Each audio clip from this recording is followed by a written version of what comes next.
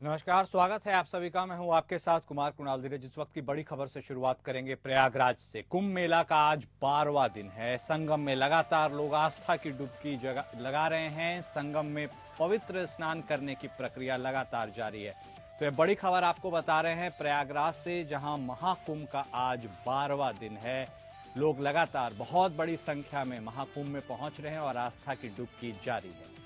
संगम में लोग पवित्र स्नान कर रहे हैं। इसका सिलसिला भी बदस्तूर जारी है। आज से मेले में बाहरी गाड़ियों का प्रवेश प्रतिबंधित हो गया है।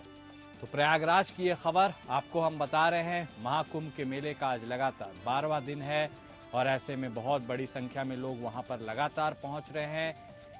करोड़ों की संख्या में लोग वहां पर ऑलरेडी पहुंच चुके हैं। रोज दिन की यदि बात की जाए तो तकरीबन 40 से 50 लाख लोग वहां पर पवित्र स्नान करते हुए नजर आ रहे हैं। पूरे क्षेत्र की बात की जाए तो वहां पर सुरक्षा व्यवस्था चाक चौबंद रखी गई है। और एक जरूरी बात यह भी है कि आज से मेले में बाहरी गाड़ियों का जो प्रवेश है वह प्रतिबंधित हो गया है। तो प्रयागराज की यह खबर। लगातार वहां पर संगम नगरी में महाकुंभ का आयोजन हो रहा है और ऐसे में जो महाकुंभ मेले की शुरुआत हुई थी उसमें लोगों का पहुंचना बदस्तूर जारी है। लोग देश के कोने कोने से वहां पर पहुंच रहे हैं और संगम के तट पर पहुंचकर गंगा नदी में पवित्र स्नान करते हुए नजर आ रहे हैं। एक विहंगम सा दृश्य है। पूरे प्रयागराज शहर की यदि बात की जाए तो चप्पे चप्पे पर सुरक्षा बल भी तैनात किए गए हैं। पूरी व्यवस्था को निगरानी में रखा गया है। हजारों सीसीटीवी कैमरे लगाए गए हैं ताकि किसी भी प्रकार की कोई असुविधा लोगों को ना हो और लोग आस्था की डुबकी बेफिक्री से लगा सके। और लोग ऐसा कर भी रहे हैं। बहुत बड़ी संख्या में लोग वहां पर पहुंच रहे हैं। लोग वहां पर रह रहे हैं।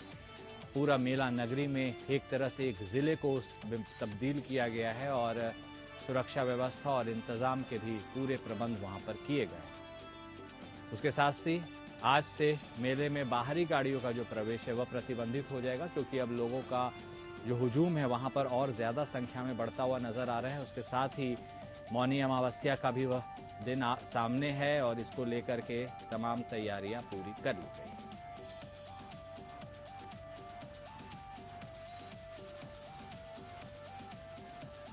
तो महाकुंभ से जुड़ी यह खबर हम आपको बता रहे हैं, जहां आज 12वां दिन है महाकुंभ के मेले का और इसके साथ ही रोज नए कीर्तिमान वहां पर स्थापित हो रहे हैं।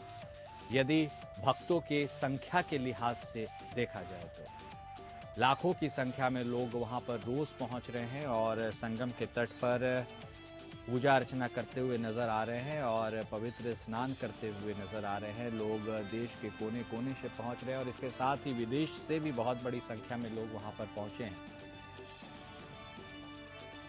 ऐसे में मेला प्रशासन भी पूरी तरह से मुस्तैद है, चुस्त है।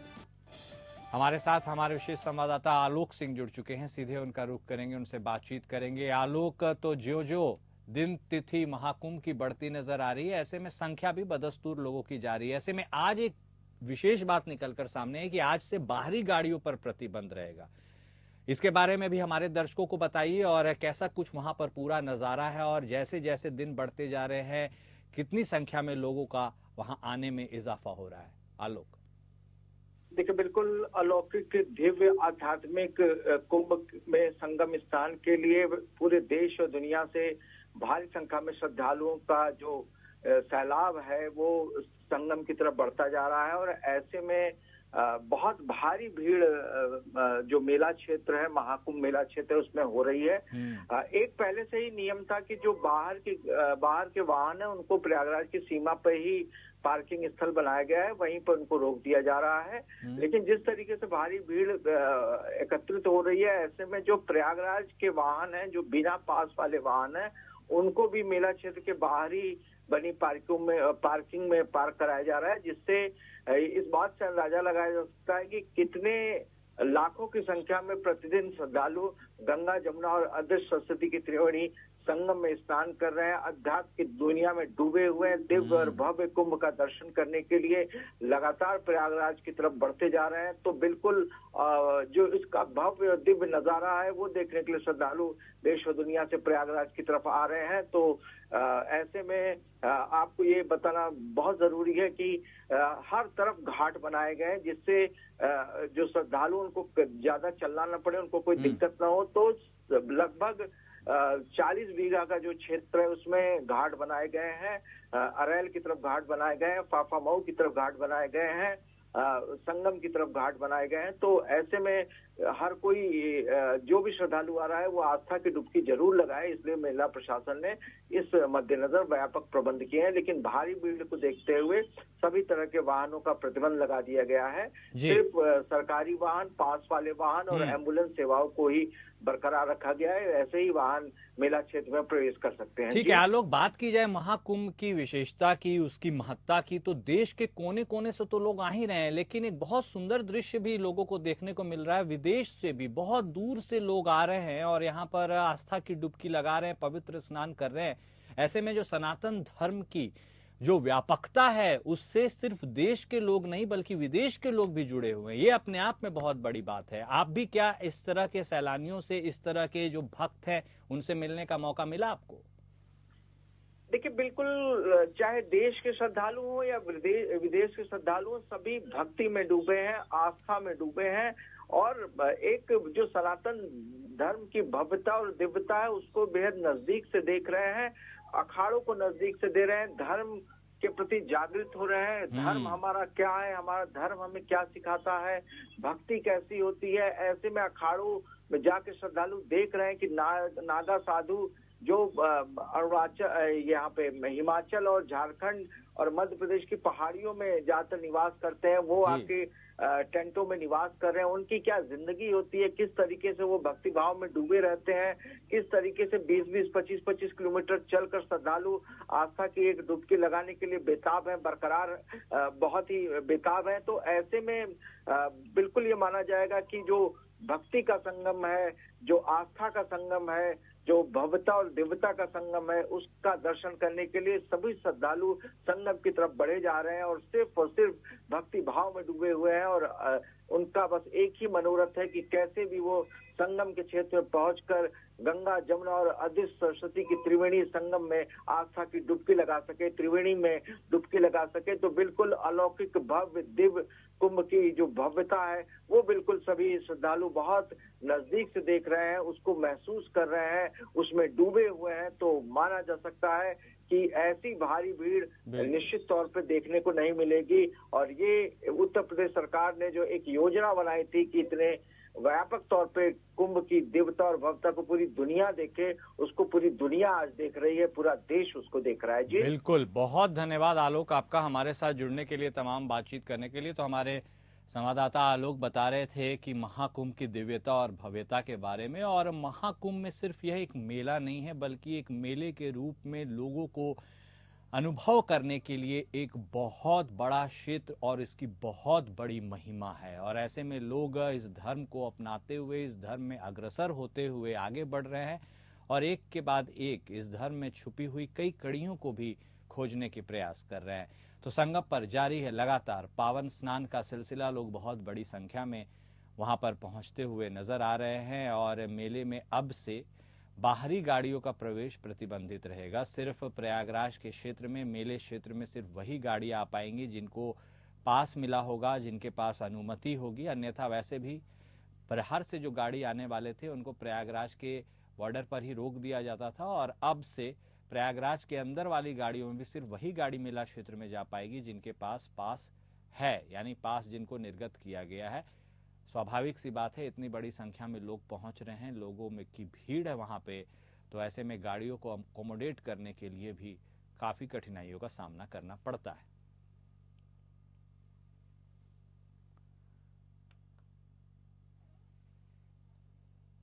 तो संगम में आस्था की डुबकी लगातार जारी है, लोग बड़ी संख्या में वहां पहुंच रहे हैं, वहां पर लोग पवित्र स्नान करते हुए नजर आ रहे हैं और जिस तरह से लोगों की संख्या एक के बाद एक बढ़ती नजर आ रही है हर दिन, वैसे में यह अपने आप में एक बेहद चुनौतीपूर्ण स्थिति भी है पुलिस प्रशासन के लिए, इसको ठीक से सुचारू रूप से चलाना और भक्तों के लिए भी अपनी भक्ति में इजाफा कर पवित्र स्नान करना। वहीं कुंभ मेले को लेकर देवकी नंदन ठाकुर का बयान सामने आया है। उन्होंने कहा है कि भव्य दिव्य महाकुंभ के लिए सीएम योगी की जितनी भी प्रशंसा की जाए वो कम है। महाकुंभ में पहुंचे प्रख्यात कथावाचक देवकी नंदन ठाकुर ने मुख्यमंत्री योगी आदित्यनाथ की प्रशंसा की। उन्होंने कहा, मोदी योगी सनातन हितैषी हैं, उनके कार्यकाल में ही सनातन बोर्ड का गठन हो सकेगा। 27 जनवरी को महाकुंभ में सनातन धर्म संसद भी आयोजित की जाएगी। भव्य दिव्य इस कुंभ की विशेषता हम जितनी भी कहें, जितना भी प्रशंसा करें वो शब्द कम है। आदरणीय योगी जी ने, हमारे प्रदेश के मुख्यमंत्री जी ने जिस तरीके से भव्य दिव्य इस व्यवस्था को किया है और स्वयं पहुंच कर जैसे किया है, निरीक्षण बार बार किया है, क्योंकि कहते हैं देख रेख में काम अच्छा होता है, तो वो देख रेख में बहुत अच्छी व्यवस्था है, चाहे वो सड़कें हो, चाहे वो लाइट हो, चाहे वो पानी हो, चाहे आने वाले आगंतुकों की व्यवस्था हो। तो इसके लिए योगी जी की, उनकी सरकार की, उनके प्रशासन की जितनी प्रशंसा की जाए, भूरी भूरी प्रशंसा की जाए, उतना कम है। और हम तो भगवान से प्रार्थना करते हैं ऐसी ही सरकारें हमारे प्रदेश पर शासन करें, जिससे ऐसे ही सनातन आगे बढ़ता रहे। और इन्हीं के लिए हम सनातन धर्म संसद करने जा रहे हैं 27 जनवरी को।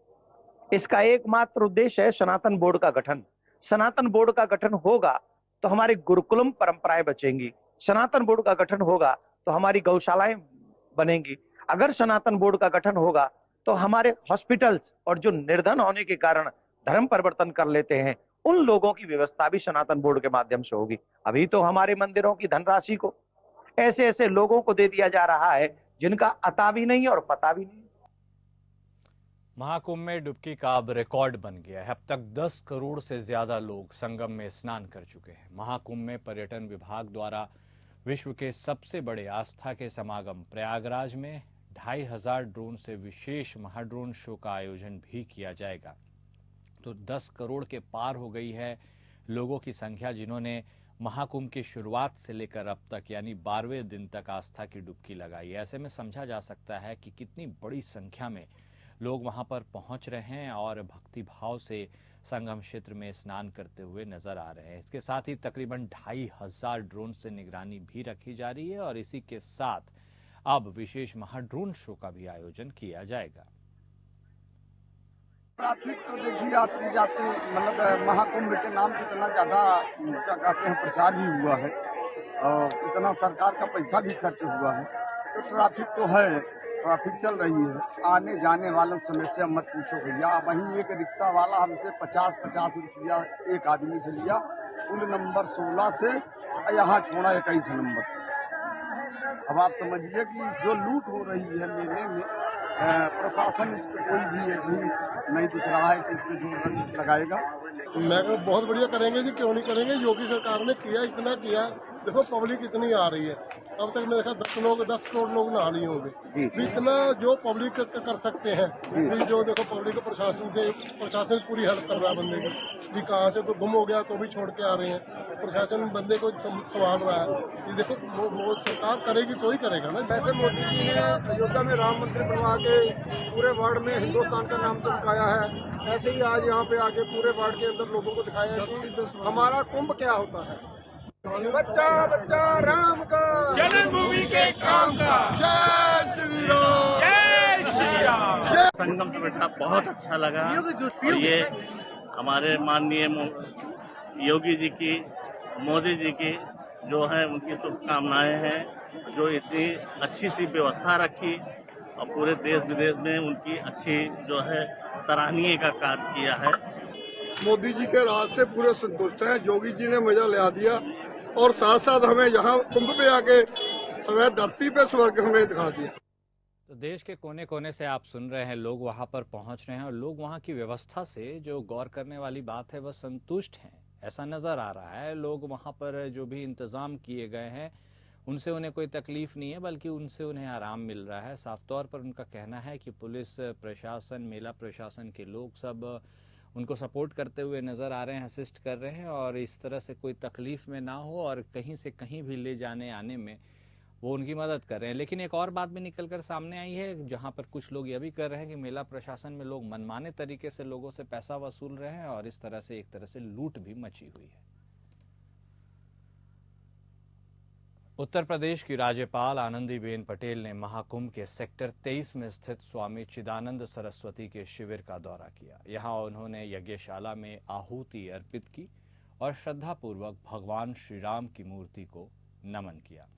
इसके बाद राज्यपाल ने प्रसिद्ध संत मुरारी बापू की राम कथा में सहभागिता की और उनकी कथा का श्रवण किया। अपने प्रेरणादायक संबोधन में राज्यपाल ने बेटियों के स्वास्थ्य और उनके सशक्तिकरण पर जोर दिया। उन्होंने कहा कि बेटियों को कैंसर से बचाने के लिए HPV वैक्सीन लगवाना हर परिवार की प्राथमिकता होनी चाहिए। यह कदम उन्हें स्वस्थ और सुरक्षित जीवन प्रदान करेगा। प्रधानमंत्री नरेंद्र मोदी के टीबी मुक्त भारत अभियान का उल्लेख करते हुए उन्होंने कहा कि यदि देश का युवा टीबी मुक्त होगा तो यह भारत को विकसित राष्ट्र बनाने में महत्वपूर्ण योगदान देगा। यह लक्ष्य हम सबकी भागीदारी से ही संभव है।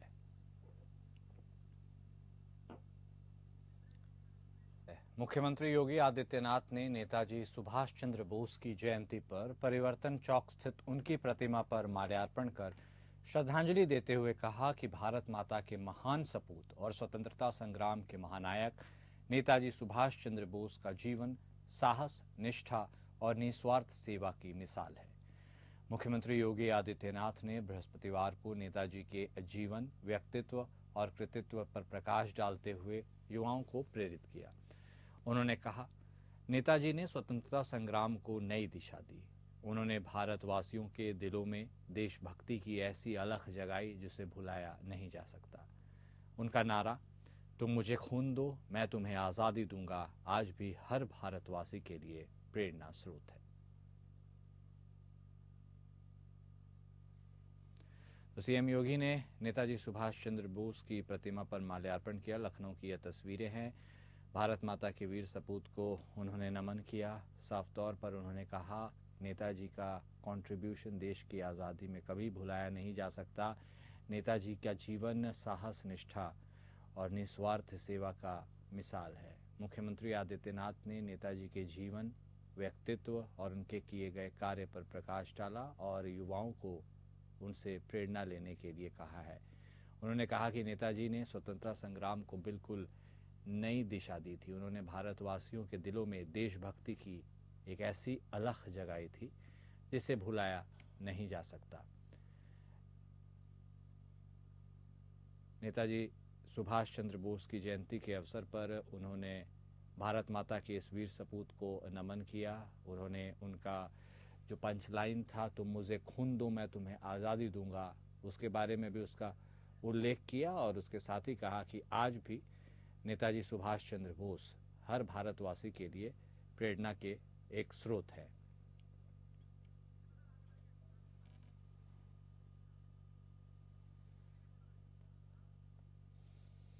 यूपी के कौशाम्बी जिले में मथुरा से प्रयागराज महाकुंभ जा रहे श्रद्धालुओं से भरी एक बस ट्रक से भिड़ गई। इस हादसे में 2 दर्जन से अधिक श्रद्धालु घायल हो गए। हादसे के बाद श्रद्धालुओं में चीख पुकार मच गई। ग्रामीणों ने हादसे की जानकारी पुलिस को दी और सभी घायलों को एम्बुलेंस से अस्पताल भेजा गया। घटना के बाद मौके पर पुलिस पहुंची, इस पूरे मामले की जांच में जुट गई। ये घटना के बारे में आपको बता दें, घटना कोखराज थाना क्षेत्र के कल्याणपुर ओवरब्रिज पर नेशनल हाईवे के पास हुई है, जहां मथुरा से प्रयागराज महाकुंभ में जाने के लिए श्रद्धालु बस से सफर कर रहे थे। जैसे ही कल्याणपुर ओवरब्रिज पर वह बस पहुंची, आगे जा रही एक ट्रक से उसकी टक्कर हो गई। हादसे के बाद श्रद्धालुओं में चीख पुकार मच गई। हादसे की सूचना पर पहुंची पुलिस ने ग्रामीणों की मदद से सभी घायलों को अस्पताल भेजा, जहां सभी की हालत फिलहाल स्थिर बताई जा रही है। श्रद्धालुओं को इलाज के बाद प्रयागराज दूसरी बस से रवाना कर दिया गया है। ऐसा है जी कि सुबह के 5:30 बजे करीब एक ट्रक वाले ने सामने से ब्रेक मारी, तो हमारे गाड़ी के ड्राइवर पे बैलेंस सदा नहीं, उसकी थोड़ी स्पीड के कारण उसमें एक्सीडेंट बढ़ गई गाड़ी। कहाँ से जा रहे थे? हम मथुरा से, अग्रसेन चौराहा, मसानी से, हमारे मुकंद बिहार से एक संस्था की गाड़ी चली है ये। इसमें करीब 30 सवारी के आसपास में वहाँ से चली है 8 बजे करीब सुबह, शाम को 8 बजे करीब वहाँ से चली है। शामबी की ये खबर हम आपको बता रहे हैं, जहां नेशनल हाईवे पर एक बस और एक ट्रक की टक्कर हो गई। घटना सुबह की बताई जा रही है, जब मथुरा से श्रद्धालुओं का एक जत्था प्रयागराज के लिए निकला था और ऐसे में यह बताया जा रहा है कि कल्याणपुर ओवरब्रिज के पास यह बस पीछे से एक ट्रक को इसने धक्का मार दिया। ये बताया गया कि ट्रक वाले ने अचानक से ब्रेक लगा दिया, जिसके चलते बस का संतुलन बिगड़ गया और उसके बाद ये हादसा हो गया। हालांकि घायलों को पुलिस वहां पर मौके पर पहुंची और उसके बाद नजदीकी अस्पताल में ले जाया गया था। सोनभद्र में जिलाधिकारी की तरफ से लगातार ओवरलोडिंग को रोकने के लिए अभियान चलाया जा रहा है। इसके बावजूद जैसे ही वहां पर रात होती है, ओवरलोडिंग का सिलसिला शुरू हो जाता है और सड़कों पर इसका संचालन देखने को मिल जाता है। वाराणसी शक्तिनगर मार्ग पर रॉबर्ट्सगंज के पॉलिटेक्निक कॉलेज स्थित टोल प्लाजा के पास ही खनिज बैरियर भी लगा हुआ है, जहां पर खनिज विभाग के अधिकारियों का भारी भरकम फोर्स भी मौजूद रहता है। वहां ड्यूटी लगाई जाती है, जिससे कि ओवरलोडिंग और अवैध जो ट्रांसपोर्ट है उसको रोका जा सके। लेकिन इसके बावजूद भी सड़कों पर धड़ल्ले से ओवरलोड ट्रकों का संचालन हो रहा है, आवाजाही हो रही है और यह इस पूरे क्षेत्र में चर्चा का विषय बना हुआ है कि आखिर किसके इशारे पर रात्रि में ओवरलोडिंग का खेल किया जा रहा है। यह सोचने वाली बात है। आपको यह भी बता दें कि सड़क पर खनिज विभाग के साथ यातायात विभाग की भी टीम मौजूद रहती है। इसके बावजूद ओवरलोडिंग रुकने का नाम नहीं ले रहा, जबकि जिलाधिकारी सोनभद्र का आदेश है कि कोई भी लोडिंग पॉइंट पर ओवरलोड ट्रकों का संचालन नहीं किया जा सके। लेकिन इसके बावजूद, उनके आदेश के बावजूद भी संबंधित अधिकारियों द्वारा ओवरलोडिंग को बढ़ावा दिया जा रहा है।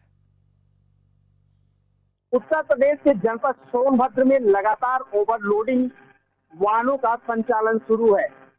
एआरटीओ द्वारा लगातार प्रयास किया जा रहा है, लेकिन ओवरलोडिंग गाड़ियों का सड़कों पर तांता लगा हुआ भी दिखाई देता है। जैसे ही सूर्य ढलता है तो रात्रि के समय ओवरलोड गाड़ियां सड़कों पर ट्रकों फर्राटा भरती हुई नजर आ जाती हैं। जबकि जनपद सोनभद्र के जिलाधिकारी द्वारा 60 ट्रकर मालिकों को और बालू खनन करने वाले लोगों को हिदायत किया गया है कि ओवरलोड करते ही वहां से गाड़ियां न निकले। फिर सवाल यह उठता है कि इतनी लंबी तांता में गाड़ियां ओवरलोडिंग कहां से होकर आ रही हैं। जबकि आपको बता दें कि एआरटीओ और खनिज विभाग की संयुक्त टीम द्वारा पूरी रात गहन चेकिंग भी किया जाता है। इसके बाद भी सड़कों पर वाराणसी शक्तिनगर मार्ग पर ओवरलोड गाड़ियों का संचालन रुकने का नाम नहीं ले रहा है। आलोकपति तिवारी, एटीएन न्यूज, सोनभद्र। गड़े मुर्दे को उखाड़ना, आपने यह कहावत तो सुनी ही होगी। यह कहावत भागलपुर में सच भी हो रही है। बिहार के भागलपुर में कब्र से लाश गायब होने की घटना सामने आई है। मामला कहलगांव अनुमंडल के सनहौला थाना इलाके में अशरफ नगर नदियामा गांव के कब्रगाह की है। कब्रगाह में दफनाए गए शव के पूरे शरीर के साथ वह गायब हो रहे हैं, तो कहीं सिर्फ सर काटकर चोरी किया गया है। दफनाए गए और चोरी किए गए नरकंकाल में ज्यादातर की मौत वज्रपात की वजह से हुई, ऐसा बताया जा रहा है। उस इलाके में पिछले 5 वर्षों से दफनाए गए लाश की चोरी हो रही है कब्रों से। ग्रामीण कहते हैं कि हर एक घटना के बाद स्थानीय थाने में लिखित शिकायत की जाती है, परंतु आज तक इस अमानवीय कृत्य के पीछे छुपे अपराधियों और हड्डी के तस्करों को नहीं दबोचा जा सका है। ग्रामीणों ने बताया है कि सनहौला प्रखंड के पंचायत फाजिलपुर सकरामा का अशरफ नगर नदियामा का यह वर्षों पुराना कब्रिस्तान है। 3 से 4 गांव के अल्पसंख्यक समुदाय के लोग यहां शवों को दफनाने आते हैं।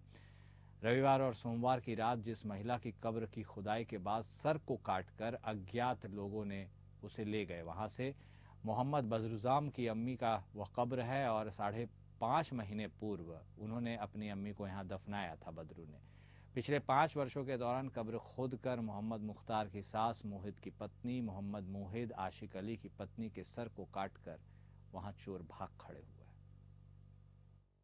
बच्चों को पढ़ा रहा था, उस वक्त एक आदमी कब्रिस्तान से आया और उन्होंने मुझे बताया कि कब्रिस्तान में एक शख्स का मुंडी निकाल लिया गया है। तो मैंने बच्चों को छुट्टी दे दिया और उसके बाद गांव के लड़कों के साथ मैं भी कब्रिस्तान पहुंचा। तो वहां देखा कि हकीकत में एक कब्र खोदा हुआ है और उससे एक मुर्दे का सर को निकाल लिया गया है। और अब बात गाजीपुर की, जहां राष्ट्रीय सड़क सुरक्षा माह के तहत नेताजी सुभाष चंद्र बोस की जयंती के अवसर पर गुरुवार को स्कूली छात्र छात्राओं ने मानव श्रृंखला बनाकर लोगों को जागरूक किया। इस दौरान डीएम आरेका खौरी ने लोगों को सड़क सुरक्षा की शपथ दिलाई। उन्होंने कहा कि घर से निकलने के बाद हर समय यातायात के नियमों का पालन करके ही राष्ट्र निर्माण में सहभागी बने और अपने आप को सुरक्षित रखें। परिवहन विभाग और माध्यमिक शिक्षा विभाग की ओर से आयोजित कार्यक्रम में इस तरह की बातें निकलकर सामने आई। ओपीएम फैक्ट्री से विभिन्न स्कूलों के छात्र छात्राएं मानव श्रृंखला बनाकर लोगों को जागरूक करते नजर आए। डीएम आरेका खौरी ने नेताजी सुभाष चंद्र बोस की जयंती के अवसर पर लोगों को सड़क सुरक्षा की शपथ दिलाई। उन्होंने कहा कि हर रोज सड़क हादसों में वृद्धि हो रही है, जिसको रोकने की जिम्मेदारी सभी की है। इसमें सभी लोग योगदान करें और हर व्यक्ति को सड़क सुरक्षा की जानकारी दें। एआरटीओ रमेश चंद्र श्रीवास्तव और डीआईओएस भास्कर मिश्रा ने कहा कि स्कूली बच्चे राष्ट्र के निर्माण करता हैं। इनके कंधे पर देश को मजबूत करने की जिम्मेदारी है।